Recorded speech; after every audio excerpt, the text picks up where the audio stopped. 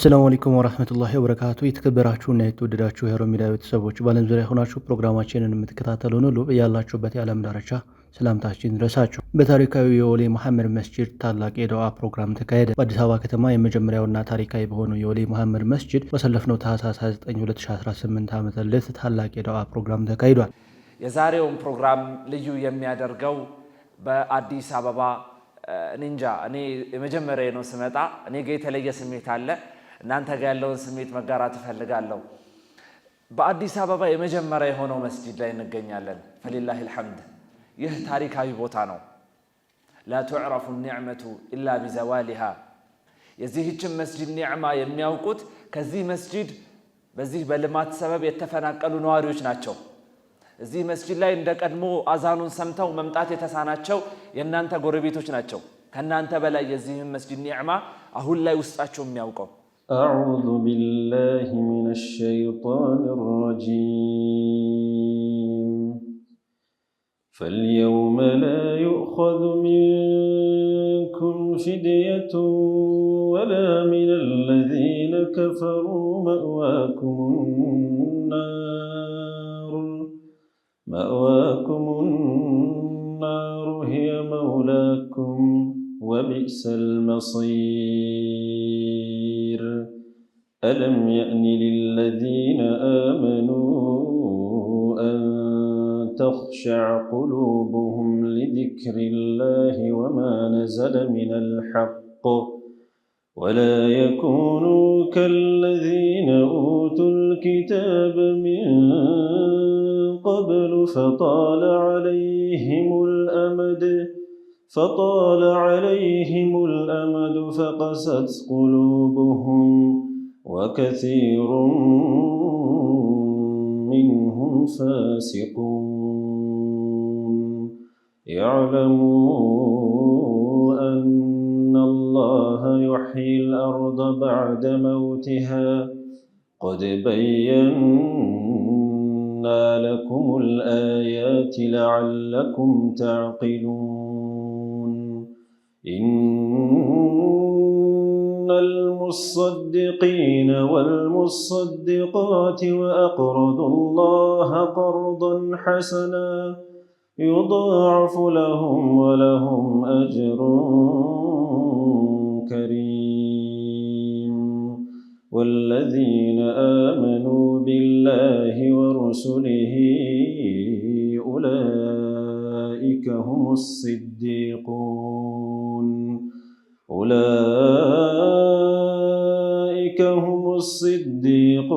والشهداء عند ربهم لهم أجرهم ونورهم والذين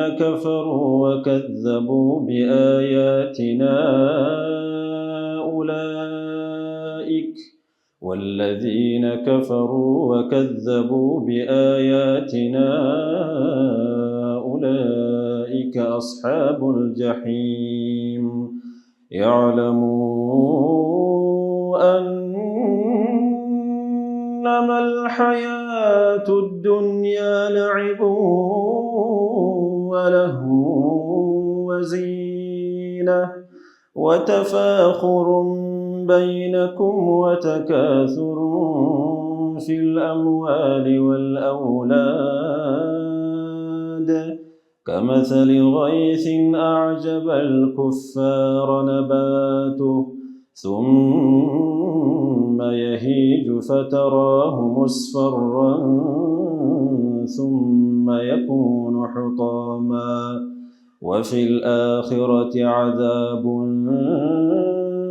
شديد ومغفرة من الله ورضوان وما الحياة الدنيا إلا متاع الغرور በዳዋ ፕሮግራም መርሃ ግብሩ ላይም የካ ክፍለ ከተማ መጅሊስ አመራሮች፣ ኡስታዞች፣ የመስጂዱ ጀማዎች የተገኙ ሲሆን በሼህ በድሩ ሰኢድ እና በኡስታዝ ካሚል ጣሃ በተለያዩ ርዕሶች ላይ ዳዋ ተደርጓል። መስጊድ የኛ ትልቁ ቤታችን፣ የለውጥ መገኛችን፣ የስነ ምግባራችን መፍለቂያ መስጂድ ነው።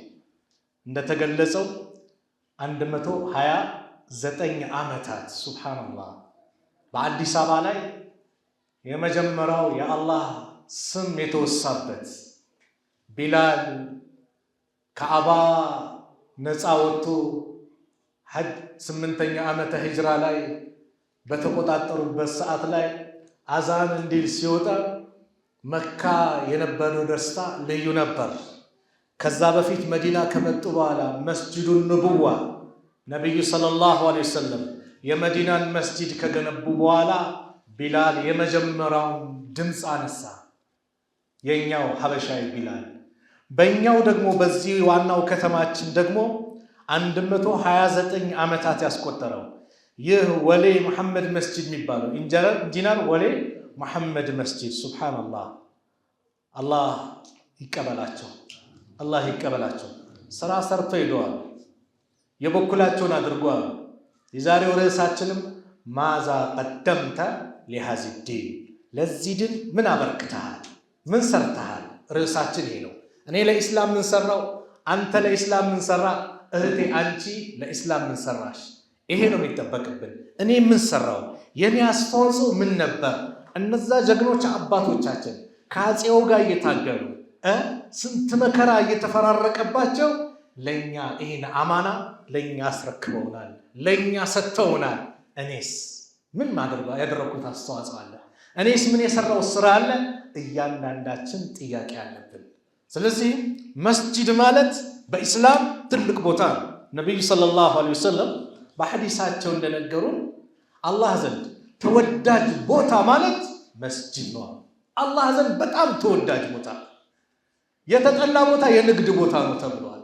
መስጂድ የከተማ ውበት ነው። በተጨማሪም በመድረኩ የመስጂዱ ረጅም ታሪክ የሚዳስሱ ልዩ ልዩ ዝግጅቶች ለታዳሚው የቀረቡ ሲሆን ከ4 ኪሎ ቤተ መንግስት በጥቂት ሜትሮች ርቀት ላይ የሚገኘው የወሌ መሐመድ መስጂድ በአዲስ አበባ ከተማ የመጀመሪያውና ጥንታዊ መስጂድ መሆኑም ተገልጿል። ወሌ መሐመድ መስጂድ እንደ ኢትዮጵያ ዘመን ቀመር በ1989 4 ኪሎ ቤተ መንግስትን ይገነቡ ለነበሩት ህንዳዊ ኢንጂነር ወሌ መሐመድ ለመስገጃነት ከንጉሱ የተበረከተላቸው መሆኑም በመድረኩ ከቀረበው የመስጂዱ ታሪክ ተገልጿል። የመጀመሪያው ሂስቶሪካል ዴቨሎፕመንት ኦፍ ወሌ መሐመድ መስጂድ ወይም ደግሞ የወሌ መሐመድ መስጂድ ታሪካዊ ጅማሬ ምን ይመስላል የሚለውን ነገር ከሪሰርቹ ላይ ለማንበብ እንደሞከር ነው። አዲስ አበባ ስትመሰረት በነገራችን ላይ 1879 ዓመተ ምህረት ምስረቷ ተጀመረ ተብሎ ይታሰባል። ከአዲስ አበባ ወደ ዋና ከተማነት ከመቀየሯ በፊት የኢትዮጵያ የማዕከላዊ መንግስት መቀመጫ እንደምታውቁት እንጦጦ ነበረ። እንጦጦ ደግሞ ካለው መልክዓ ምድራዊ አቀማመጥና ከቅዝቃዜው እንዲሁም ደግሞ ከሌሎች የመሰረተ ልማቶች ችግር አንጻር በጣም አመቺ ያልሆነ ከተማ ስለነበረ ንጉስ ሚኒሊክ ወይም ደግሞ አፄ ሚኒሊክ ካፒታል ሲቲያቸው ወይም ደግሞ ዋና ከተማቸውን ለመቀየር ሀሳብ ይይዛቸውና ይህንን በሚያስቡበት ወቅት አጋጣሚ ወይም ደግሞ ኮኢንሲደንስ ልንለው እንችላለን፣ እዚች አካባቢ ላይ ወደ ሌላ ቦታ ለመሄድ በሚያስቡ ሰዓት ላይ እዚች አካባቢ ላይ በጣም መልካም የሆነ አየር ንብረትና በጣም የሚያማምሩ እጽዋቶችን በተመለከቱ ሰዓት እቴጌ ጣይቱ ምን ብለው አሰቡ? እቺን ከተማ ዋና ከተማ ማድረግ እፈልጋለሁ፣ ስሟንም ደግሞ አዲስ አበባ እላታለሁ ብለው አሰቡና ከተማቸውን ወደዚህ ሙቭ አደረጉ ወይም ደግሞ ወደዚህ ለወጡት። በዛ ሰዓት ላይ የአፄ ሚኒሊክን ወደዚህ መምጣት ተከትሎ ብዙ መኳንንቶችና ባላባቶች እዚህ አካባቢ ላይ መስፈር ጀመሩ። ከዛም አዲስ አበባ እየደመቀች ሄደ ተባለ። 1879 ዓመተ ምህረት ማለት ነው። ከዛም በኋላ የተፈጠረው ነገር ምንድን ነው? ታላቁ የአድዋ ጦርነት ነው የተፈጠረው። እንደምታውቁት ታላቁ የአድዋ ጦርነት የኢትዮጵያ ሙስሊሞች ከሌሎች ወንድሞቻቸው ጋር በመሆን በጣሊያን ላይ እጅግ በጣም ታሪካዊ ድል ያስመዘገቡበት ዓመት ነበረ። ከዛም በኋላ ከአድዋ ጦርነት ሲመለሱ የአፄ ሚኒሊክ አማካሪዎች ምን ማለት ጀመሩ? ንጉሥ ወይ በእኛ ሀገር ፈረንሳውያን አማካሪዎቹ ናቸው ማለት ነው። በእኛ ሀገር ንጉሶች ነገስታትን ወይም ደግሞ ፕሬዚዳንቶችን ሲቀበሉ ትልቅ ቤተ መንግስት ያስፈልጋቸዋልና እዛ ላይ ነው ኢንቫይት የሚያደርጉት። ለክብርም ሲባል ለፖለቲካል ዲስከሽን ወይም ደግሞ ፖለቲካዊ ውይይትም ለማድረግ ሲባል ቤተ መንግስት ያስፈልጋል። እርሶም ደረጃውን የጠበቀ ቤተ መንግስት ቢገነቡ የተሻለ ይሆናሉ ብሎ ሲያማክሩ አፄ ሚኒሊክ ሁለት ያላሰቡ ይሄንን ነገር ታዲያ ማን ነው ሊሰራልኝ የሚችለው ብለው ጠየቁት። በዚህ ሰዓት አማካሪ ምንድን ነው ያለው? ከተማችን ላይ ከአርሜኒያ፣ ከግሪክ፣ ከህንድና ከሌሎች ሀገራቶች የመጡ የምህንድስና ጥበብ ያላቸው ሰዎች አሉና ከዛ ውስጥ አንደኛውን መርጠው ቤተ መንግስቱን እንዲሰራ ቢያደርጉ ይሻላል አሉ። በዚህ ሰዓት አፄ ሚኒሊክ ምንድን ነው ያሉት? አርመንና ግሪኮች በአብዛኛው በንግድ ነው ማውቃቸው፣ ባይሆን እስቲ ይሄ ህንዳዊ ያልከውን ኢንጂነር ወይንም ደግሞ መሐንዲስ ብታመጣልኝ ብለው መልእክት አስተላለፉ። በዚህ ሰዓትም ይህን ታሪካዊ መስጊድ ለመስራት እድሉን ያገኙት ወሊ መሐመድ አብዱልቃድር ኦስማን የተባሉ ኢንጂነር ህንዳዊ ናቸው። ከአፄ ሚኒሊክ ጋር ተገናኙ። ከዛም አፄ ሚኒሊክ መልእክትን ያስተላለፉላቸው ለስልጣኔ የሚሆን እንግዶችንም ተቀብዬ የማስተናግድበት ጥሩ የሆነ ቤተ መንግስት እፈልጋለሁና አንተ ልትሰራልኝ ትችላለህ ወይ አሉት። ኢንጂነሩን ቀና ምላሽ ሰጧቸው። ንጉሥ ሆይ ከሀገር ተሰድጄ የመጣሁት ይህንን ነገር ለመስራት ነው። ስለዚህ ባሉኝ ነገር ለመታዘዝ ፈቃደኛ ነኝ አሏቸው። በዛ ስምምነት ፈጸሙና በ1889 አካባቢ እዚች ጋር ቤተ መንግስቱን መገንባት ጀመሩ። እኚህ ህንዳዊ ኢንጂነር ወሊ መሐመድ አብዱልቃድር ኦስማን የተባሉት ማለት ነው። ከዛም ይህን ቤተ መንግስት እየሰሩ እንዳለ ሰውየው ኢንጂነሩ ሙስሊም ስለነበሩ የመስገጃ ቦታ ችግሩ በጣም ስለተረዱት ለሚኒሊክ ምን ብለው አማከሯቸው?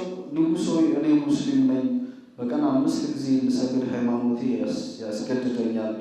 እናም ፍቃዶት ከሆነ የመስገጃ ቦታ ለእኔና ለቤተሰቦቼ ይሰጡኝ ብለው ጥያቄ አቀረቡ። በዚህ ሰዓት ሚኒሊክ ገረማቸው። እንደውም ቃል በቃል ሪሰርቹ ላይ ምን ይላል? እንዲህ እስላም ኖረሃል ለካ አሉት። አዎ ንጉሥ ሆይ ሙስሊም ነኝ። ታዲያ ከቤተ መንግስቱ ወጣ ብለህ ስገዳ አሏቸው።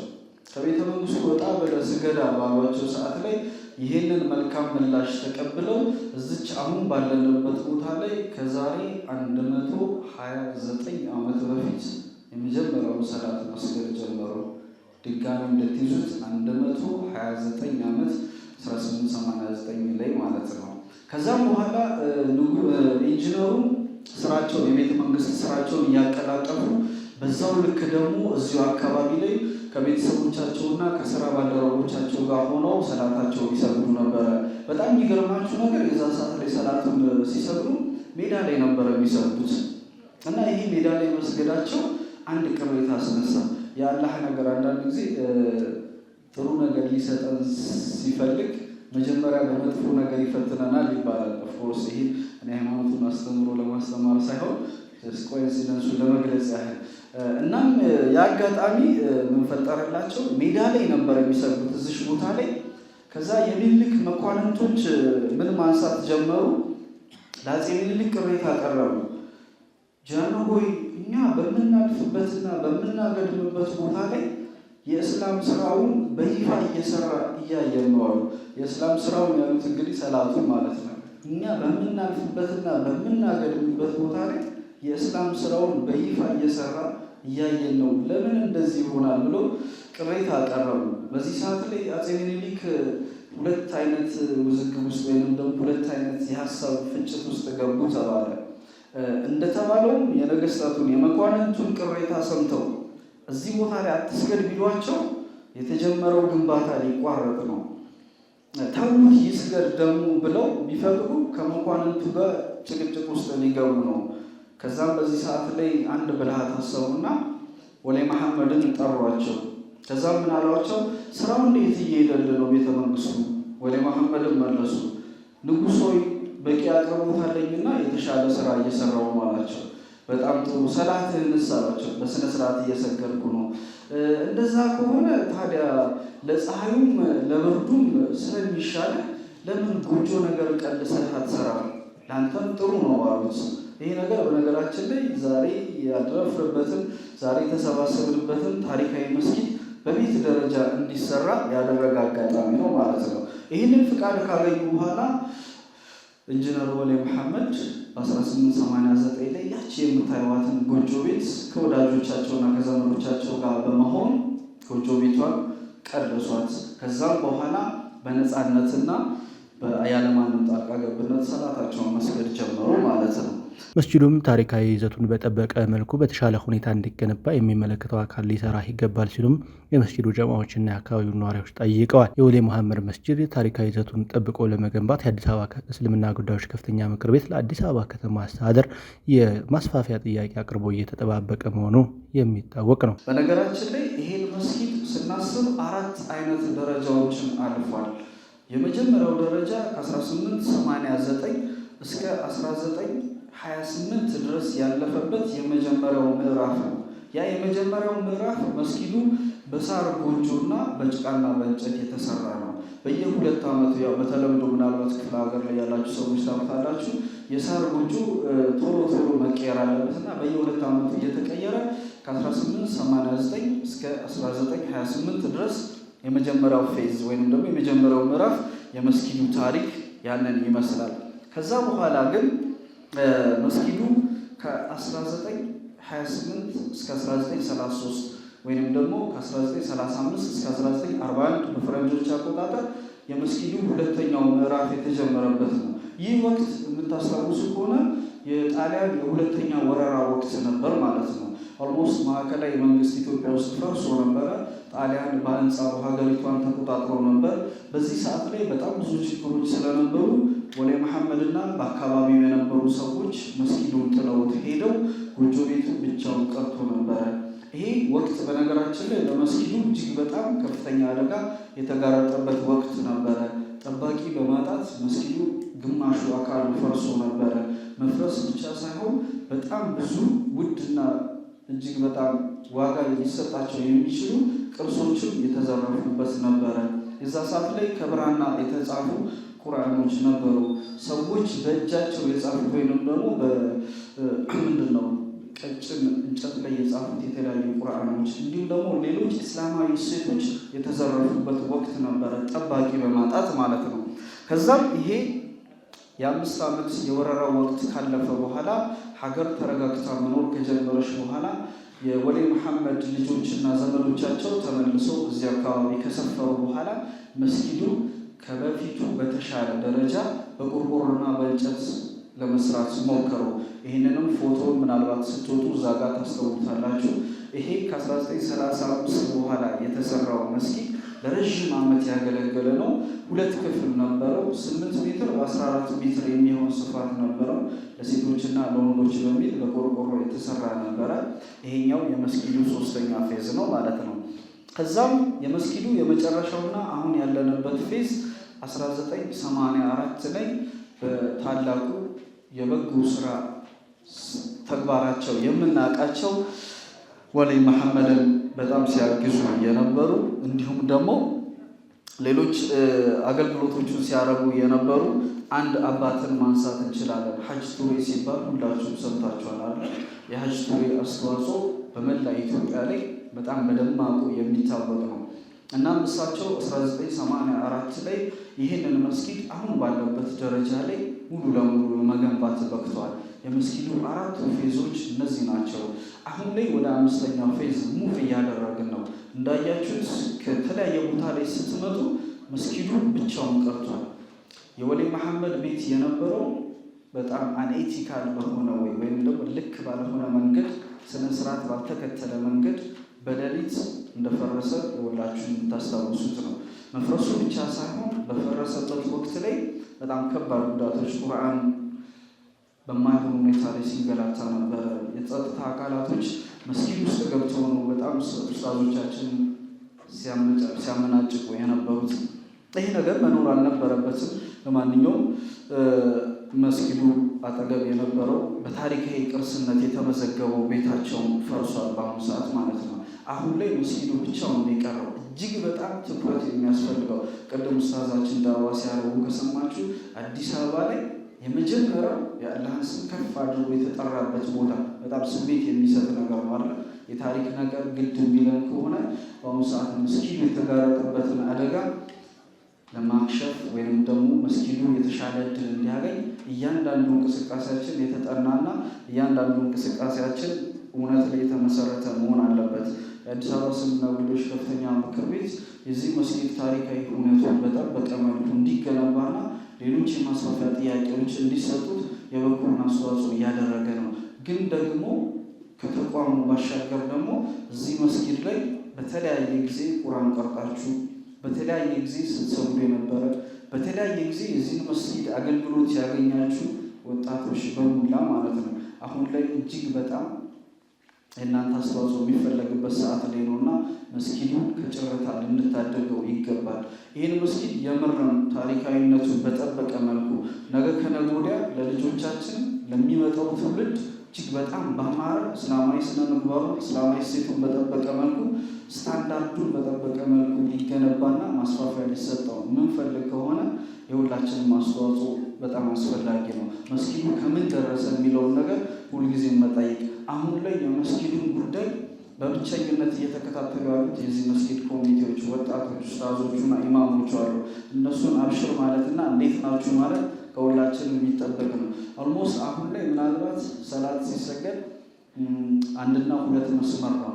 በእርግጥ ሰዎች አካባቢውን ለቀው ሄደዋል። ቢሆንም ግን እየተመላለስን ይህን መስጊድ መዘየር እጅግ በጣም አስፈላጊ ነው የሚል አስተሳሰብ አለኝ። ለማንኛውም ወደ ጥናቱ ስንመለስ ጂኦግራፊካል ሎኬሽን ኦፍ ወላይ መሐመድ ሞስኪል እና ወላይ መሐመድ መስጂድ አዲስ አበባ ከተማ ቤካ ክፍለ ከተማ ወረዳ 6 ላይ ይገኛል። መስጂዱ በምስራቅ በኩል ካሳንቺስ የተባለው ሰፈር ያዋስነዋል። በምዕራብ በኩል ታላቁ ቤተመንግስት። በነገራችን ላይ በዚህ መስጊድና በብሔራዊ ቤተመንግስት መካከል ከ300 ሜትር በታች ርቀት ነው ያለው። ምን ያህል ቅርብ እንደሆነ ማሰብ ነው። በሰሜን በኩል የመስከረም 2 ትምህርት ቤት አለ። እንዲሁም በደቡብ በኩል እዚህ ጋር ወልደ መስቀል ሪሰርች ሴንተር የሚባል አለ። በነገራችን ላይ በጣም ብዙ በተለይ እንደዚህ በምሁራን ደረጃ ያሉ ሰዎች ስለዚህ መስጊድ የሚያውቁት በወልደ መስቀል ሪሰርች ሴንተር ወይም ደግሞ ወልደ መስቀል የጥናትና ምርምር ማዕከል የሚባል በዚህ አካባቢ ላይ ያለ ቦታ አለ። በዛ የተነሳ ነው የሚያውቁት። መስጂዱ በ2250 የባህር ጠለል ላይ ይገኛል ይባላል። በነገራችን ላይ 2250 አባብሲ ሌቭል የሚባለው የአኗኗር ዘይቤ ላይ እጅግ በጣም ምቹ የሚባል ቦታ ነው ይባላል። ምናልባት አባሲድ ዳይናስቲ ሲባል ሰምታችሁ ከሆነ የአባሲድ ዳይናስቲዎች የሕክምና ማዕከላቸውን ሲከፍቱ ወይም ደግሞ ለመመስረት ሲፈልጉ ሞስትሊ ምን ቼክ ያደርጋሉ? የኢንቫይሮንመንት ወይም ደግሞ ኤሌቬሽን የሚባለው ነገር ቼክ ያደርጋሉ እና ምርጡ ተብለው የሚታሰቡ ለጥናትና ምርምር ማዕከል፣ ለሰላትነት፣ ለመስጊድነት እንዲሁም ለሰዎች መኖሪያ 2250 የባህር ጠለል ከፍታ ያለው ቦታ እጅግ በጣም አመቺ ነው ይባላል። በአጋጣሚ ይሁን ደግሞ የአላህ ቀድር የሚሆን ይሄ መስጊዱን በዛ ሌቭል ላይ ይገኛል። በጣም ኢንትረስት የሚያደርገው ነገር ማለት ነው። ኦኬ፣ ሌላኛውን ለመቀጠል ያህል በዚህ መስጊድ ላይ እስካሁን ድረስ ይህን ዓመት ወይንም ደግሞ 129 ዓመት ሲቆይ በጣም የተለያዩ ተግባራቶችን ለአካባቢው ማህበረሰብ ይሰጡ ነበረ። በነገራችን ላይ መስጊዱ ብቻ ሳይሆን በታች በኩል መድረሳም አለው እና ያ መድረሳም እጅግ በጣም ብዙ ሰዎችን በማስተማር ኃላፊነቱን የተወጣ መድረሳ ነበር ማለት ነው። ሁለቱም ተያያዥነት ስላላቸው ግን ይህንን ካነሱ አይቀር እዚህ መስጊድ ላይ ሁለት ነገሮች መነሳት አለባቸው። መስጊዱ ማህበራዊ፣ ኢኮኖሚያዊና ሌሎች መንፈሳዊ አገልግሎቶችን ይሰጣል። መንፈሳዊ አገልግሎቶቹ ቅድም እንዳለው ለ129 ዓመት የአላህን ስም በብቸኝነት ከፍ እያደረገ የቆየ መስጊድ ነው። በኢትዮጵያ ደረጃ በአዲስ አበባ ደረጃ ከ100 ዓመት በላይ ያስቆጠሩ መስጊዶች 3 ናቸው። የመጀመሪያው ወላይ መሐመድ መስጊድ 129 ዓመት፣ ሁለተኛው የኑር መስጊድ 109 ዓመት በተለምዶ በኒ የምንለው፣ ሶስተኛው ፋጢማቱ ዛህራ ወደ ቀበና በኩል ያለ መስጊድ አለ። ኦልሞስት ወደ 118 ዓመት ያስቆጠረ አንዋር መስጊድ ከዛ በኋላ የተፈጠረ ነው። ስለዚህ 100 ዓመት ያስቆጠሩ መስጊዶች በጣም ጥቂቶች ናቸው። ከዛ ውስጥም ደግሞ እድሜ ጠገቡና ታሪካዊ ወላይ መሐመድ መስጂድ ነው። ለማንኛውም ማህበራዊ አገልግሎት ሲባል እዚህ መስጂድ ላይ የዚህ መስጊድ ነዋሪዎች ያቋቋሙት እድር ነበረ፣ ለሰዎች የተለያየ አገልግሎት የሚሰጥ እንዲሁም ደግሞ ሌላ ማህበራዊ አገልግሎት የሚሰጥ ተቋም ሱመያ የየቲሞችና ምስኪኖችን ተንከባካቢ ማዕከል የሚባል ነበረ። እዚሁ አካባቢ ያሉ መስጂዶች ያቋቋሙት ማዕከል ነበረ። ይህ ማዕከል ለተለያዩ የቲሞች በረመዳንና በአረፋ ወቅት የተለያዩ እገዛዎችን ያደርጋል። የቲም ልጆችን የትምህርት ቁሳቁስ በማሟላት ብዙ አይነት እንቅስቃሴዎችን ያደርግ ነበር ማለት ነው። ለማንኛውም ይህንን ነገር ካነሱ አይቀር መስጂዱ 3 ችግሮች አሉበት። የመጀመሪያው ችግር የሚባለው በቂ የመሰረተ ልማት ችግር፣ በቂ የመሰረተ ልማት አቅርቦት የለውም። በነገራችን ላይ ከመፍረሱ በፊት ብትመጡ መስጊዱ ኤግዛክትሊ ለማግኘት በተለይ ሌላ ሰፈር ሰው ከሆናችሁ በጣም ነው የምትቸገሩት። በጣም ጉራንጉር ውስጥ ነው ያለው። የመሰረተ ልማት ችግር በጣም ደጋግመን ስናነሳው ነበረ። ሁለተኛ የመረጃ ክፍተት አለበት። ሞስት ኦፍ ዘ ታይም ሰዎች የሚያስቡት የመጀመሪያው መስጊድ በኒ ብሎ ነው የሚያስቡት፣ ግን ከታሪካዊ አንጻር ይሄኛው በጣም ጥብቅ የሆነ ማስረጃ አለውና እቺ ነገር ችግር አለችበት። ሌላኛው የቦታ ጥበት የመስጊዱ ዋነኛ ችግር ነው። በጣም ብዙ ስራዎችን ለመስራት እየፈለገ ግን የመስጊዱ 848 ካሬ ነው መስጊዱ ያረፈው። 848 በአሁኑ ሰዓት ላይ የሰው መኖሪያ ነው እንጂ ለመስጊድ የሚሆን አይደለም። ስለዚህ አሁን ላይ ማስፋፊያዎችን ጠይቀናል። ኢንሻአላህ የተሻለ ማስፋፊያዎችን ካገኘን ደስ የሚሉ ነገሮችን ለማሰብ ለመስራት ብዙ እቅዶችን አለን። ሌላኛው የፋይናንስ ችግር አለበት። መስጊዱ በጣም ሶርስ ኦፍ ኢንካም የለውም። ቃለል ኸይሮች በሚያደርጉት ጥቂት ድጋፍ ነው እስካሁን ድረስ ኤግዚስት ያደረገውና ይህን ነገር ከግምት ውስጥ አስገቡ። ግን ሳላነሳው ማለፍ የማልፈልገው ነገር እዚህ መስጊድ ላይ በዚሁ ለአመታት ውስጥ በጣም ትልቅ የሚባሉ ፕሮሚናንት የሆኑ ኢማሞች አስተምረው ነበረ። በኋላ ወጥታችሁ ታዩታላችሁ። እኔ ግን 2 ሰዎችን ብቻ ላንሳ። የመጀመሪያው ሼህ አህመድ ሱሌይማን ይባላሉ።